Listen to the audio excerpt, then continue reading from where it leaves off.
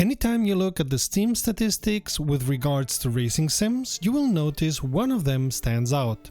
By far, Assetto Corsa regularly has more than double as many active users firing it up than the second, coincidentally at the moment Assetto Corsa Competizione, and is the only racing sim that figures regularly amongst the top 200 on Steam. For a sim that came out in 2014 and that is not supported anymore by the company that made it, an impressive feat.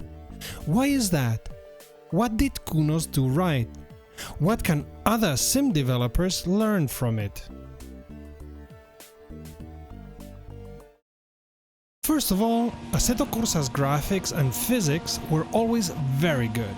Kunos was a company that had already built professional racing simulations, so while this comes at no surprise, it's still interesting that it helped them make an excellent simulator for us sim racers, especially on PC. No, we're not forgetting Netcar Pro, but Assetto Corsa was of course much more than Netcar Pro ever was. And while Assetto Corsa was never free from bugs, it's a software that just works with barely any hassle.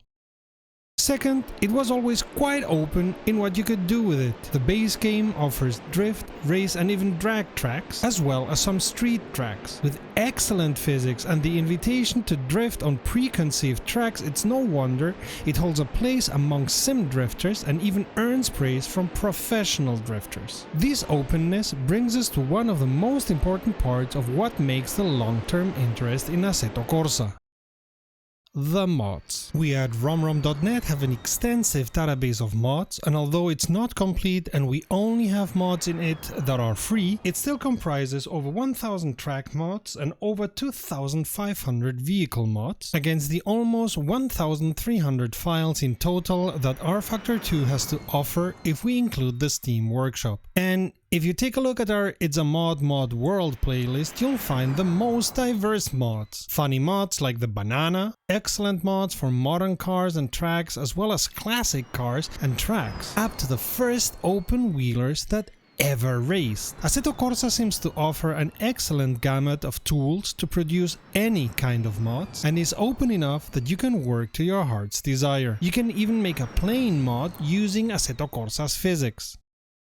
Let's not just look at content mods. The custom shader patch and in later times the Sol mod have shown that you can have changing weather conditions and a 24-hour cycle within Assetto Corsa, expanding the graphic and gameplay possibilities of this sim to a point I'm sure nobody thought of as possible in 2014. And Content Manager works as an extension to the basic Assetto Corsa software at the very least, and even as an alternative user interface if you want to use it that way. While we understand the short-term economic logic of only selling DLCs, it's clear that building an open software that gives tinkerers, and I mean it in the most friendly and most admiring kind of way, that gives tinkerers a way to add on top of it in many different ways, is the better long-term choice. Renato Simeoni of Razer, the studio that built Automobilista, Automobilista 2, and before that a lot of series-specific sims, mentioned in an interview that the openness of Automobilista and the many mods available for it had brought them headaches when trying to update Automobilista, as some of the updates they had thought of would have broken many mods. It's a fair and valid point.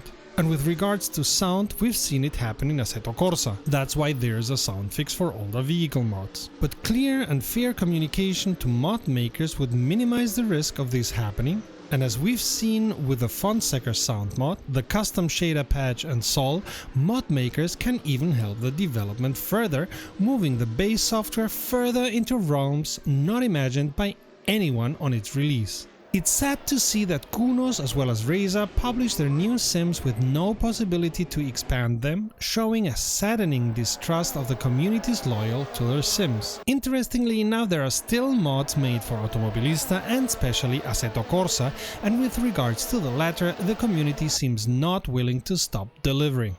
At all. As an aside, it's refreshing that R-Factor 2 not only has mods regularly published on their workshop, but that the company behind it, Studio 397, often enough publishes new content for free on exactly that workshop. And that the development team of SnowRunner even had the capability for mods so ingrained in its base system that they had already 4 mods available at release, a number that has grown to over 300 at the time of this video. And they are willing to expand the mod capability of SnowRunner to new maps, tasks and contracts, ensuring long-term playability and therefore long-term sales in what is already one of the best sold independent games of this year. So what could future racing simulation makers learn from the unyielding success of Assetto Corsa? 1.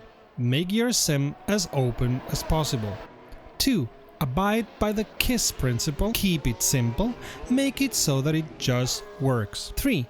Offer all manner of possibilities to use it, opening yourself to many different communities. 4. Work together with your community, talk to them, discuss ideas with them. Granted, sometimes the discussions of Kunos with the community were not up to standards, but there was an open channel for communication. 5. Make it as moddable as possible. Let the tinkerers tinker. They will surprise you with novel and excellent ideas. And you will continue selling your software over and over and over again, and maybe see it regularly in the top 200 in Steam. I already mentioned it's a mod world. If you want to see more videos sharing the joy of sim racing, check the playlist to the left or the video to the right. Until next time, save fuel, collect pickup, and we'll see each other at the podium.